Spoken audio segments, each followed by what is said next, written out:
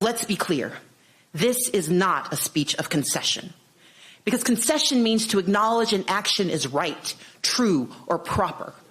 As a woman of conscience and faith, I cannot concede that. But my assessment is the law currently allows no further viable remedy.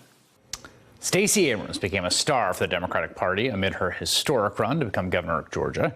She ended her campaign on Friday on a pointed note, is now pledging to continue litigation to reform the state's voting procedures.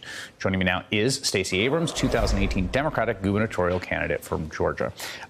Tell me a little bit about how you came to the conclusion to make that speech with that language and not concede. So we spent a great deal of time thinking through what the legal remedies could be, in part because we'd already filed 4 successful lawsuits in the 10-day period between Election Day and that Friday. 4 successful opportunities to prove that the elections had been mismanaged. And as I thought through what would be next, we were considering a contest, essentially saying that once the election was certified, we would challenge the veracity of that decision. But looking at the law, looking at our claim, I realized that it wouldn't be appropriate to fight in that way, because then it becomes about me. And there was a larger conversation to be had, which was about the erosion of democracy in Georgia. The machinery had broken. People were being denied access to the right to vote across the state, across parties, across region, and that was wrong. And so my speech was really grounded in, one, acknowledging that there had to be finality to the election, but also recognizing that there could not be a final answer to whether or not we were going to fix democracy in Georgia, that had to be my next fight.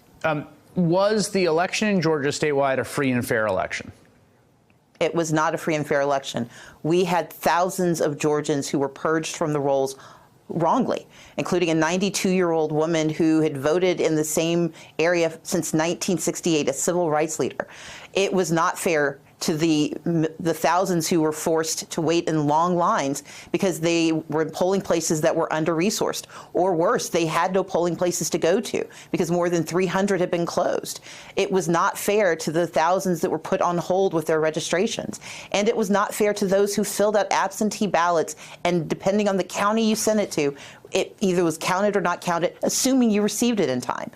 Brian Kemp oversaw for 8 years the systematic and systemic dismantling of our democracy, and that means there could not be free and fair elections in Georgia this year. I want to get your response to this. This is, I think, Rick Hasson, who's an election law expert, writer, legal academic, wrote this piece for Slate. He said Democrats should not call the Georgia governor's race stolen, and basically making the argument that that rhetoric further erodes sort of democratic legitimacy. I wonder what you thought about that.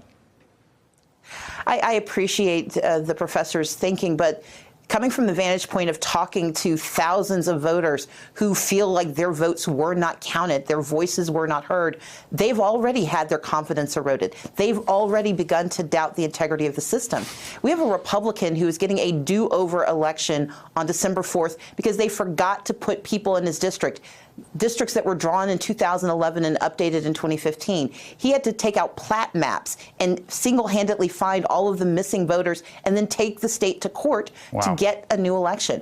That means that this isn't about partisanship, but it's also not about rhetoric. It's about the reality of people being denied their basic right to vote in the United States, especially in the state of Georgia. So you had, I want to show this stat because it's really remarkable about how many votes you got. This is Barack Obama got 1.7 million, a little north of that. The last gubernatorial candidate, Jason Carter, 1.1 million. You got 1.9 million votes. You got 800,000 more votes than the last person running for governor. You got more votes than Barack Obama, more votes than Hillary Clinton running for president. And I also want to play you a Georgia state legislature who sort of outlined her theory of the case for Georgia back in 2014 when I was down in Georgia looking at the political math of the state. Take a listen. Georgia's Democratic Party now faces the mirror opposite situation as national Republicans. Instead of looking for candidates of color in a country that is getting less white, Democrats in Georgia are actively recruiting white people to join the party. As a minority, I understand what it means to make sure that you don't make the minority feel oppressed. And if you want white Democrats, if you want white people to be Democrats, you have to create a space so that their values are recognized, because their values are not that divergent from everyone else. You had this theory of the case back in 2014 about creating a multiracial majority coalition in Georgia. You got 800,000 votes and came just shy. What is your thinking about that, the theory that you had?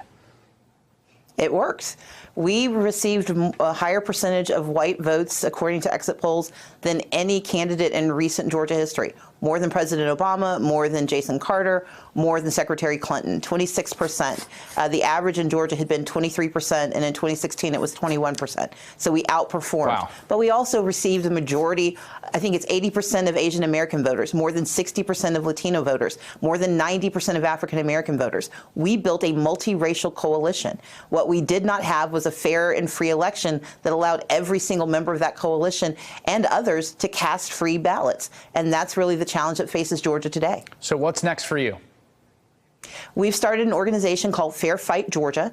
We are going to file a federal lawsuit next week that will allege the gross mismanagement that we have seen and that we've been able to document. In fact, we thought we were going to go forward with the case today, this week, but we've gotten so much more information from voters, so many more calls that we're continuing to gather affidavits. So we're going to push it to next week, given the holidays.